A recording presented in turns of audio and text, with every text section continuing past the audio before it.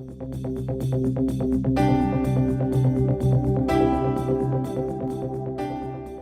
the year 2008, I was registered on a website called LinkedIn. Something new had come out that time. People didn't know what it was, but basically it was, if you put it there, your prospect of getting a job improves. That was the sell that I had. So I started seeing companies, and then I said, oh, I can see the CEOs of all companies. So then I saw one HR manager, real estate company called Asipac. So I sent her a message, dear Suganti, my name is Pounacha. I have zero real estate experience, but I'm interested in making a career in real estate. Will you meet me? 3 days later, I get a message, yes, this is a phone number, come and meet. I went and met their head of HR, and because I came from industrial sales background, they didn't put me in site sales.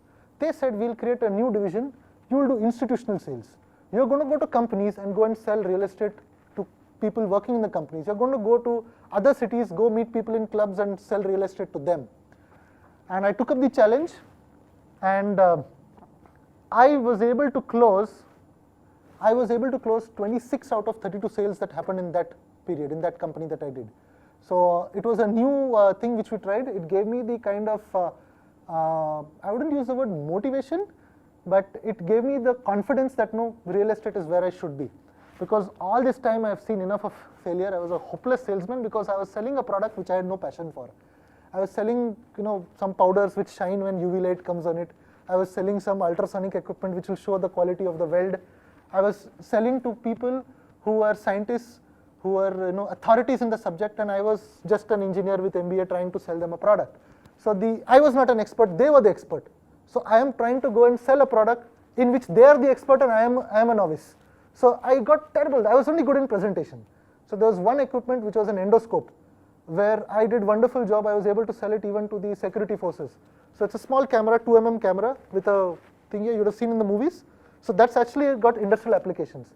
So we sold it to SPG. In Delhi I went for an auction and we sold 20 units to them. So that was a good $500,000 order. So anyways, so my initial success came in real estate, and my biggest success was getting into LJ Hooker. Now LJ Hooker, very much like Coldwell Banker, was just 1.5, 2 years old in India. They were a company from abroad. Structures and processes were all there, but they were not tested for the Indian market. So I got the opportunity of being mentored by Mr. Alexander Moore, who comes with 30 years of experience in selling almost all asset classes. And I started with project marketing, selling builder stock.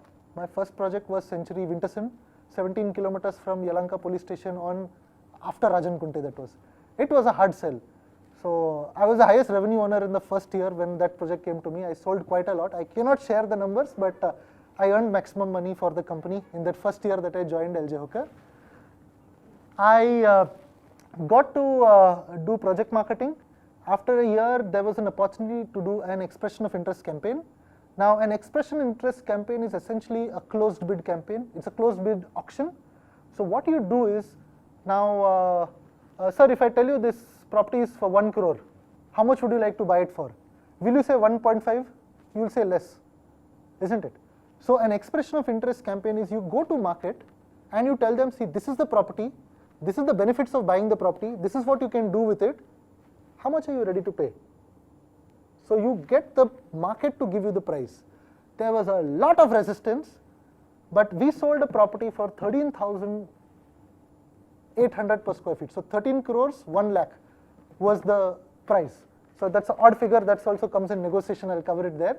The last transaction in that area, Korbangla third block, about 5 years back, was at about 8,500.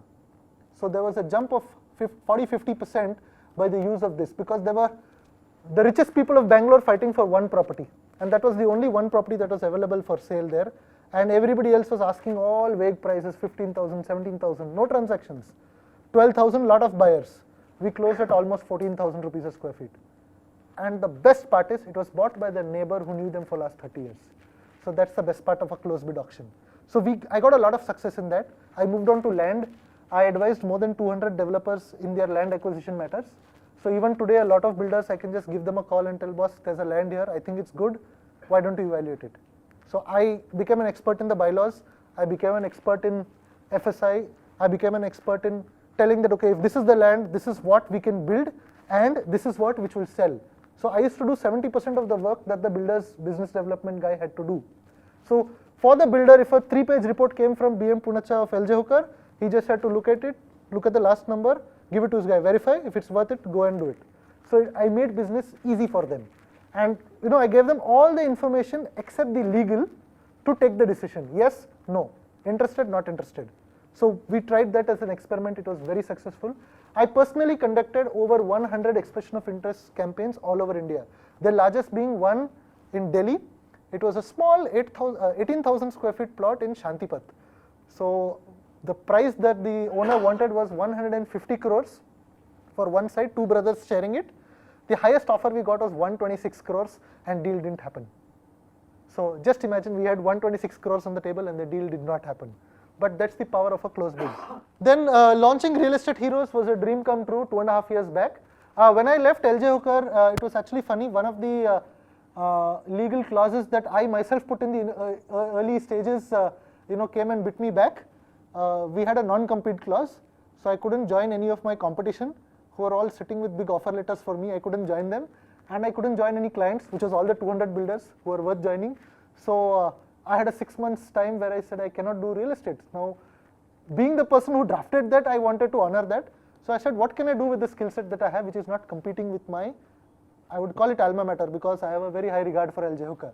So I came up with the concept of real estate training. I did a little research and I realized that there is a good market for this from a pure business point of view. But from a personal experience, I used to spend about 70% of my time training my team, training brokers. People would come, sir, we have got a property. Okay, what's the FSI? Gottilla. What's the road width? I don't know. What's the zoning? I'll find out. So I was spending a lot of time training. And people who have been trained by me are doing very well in their careers. One of my reportees is heading business development for one of the builders, earning a big fat salary today, almost 4 times, 5 times of what I was paying him 3 years ago. My entire commercial leasing team is now with CBRE. So they have been with CBRE for the last 2 years. So whoever I've trained have done really well. They've got success using the same training that I've implemented. So I thought probably this is a good idea. And when I did research, there was absolutely no one in India who was actually addressing this issue. There was a lot of sales trainers, but there were no real estate trainers. And the difference between me and a regular sales trainer is that they have 20 years of sales training experience, but 0 real estate experience.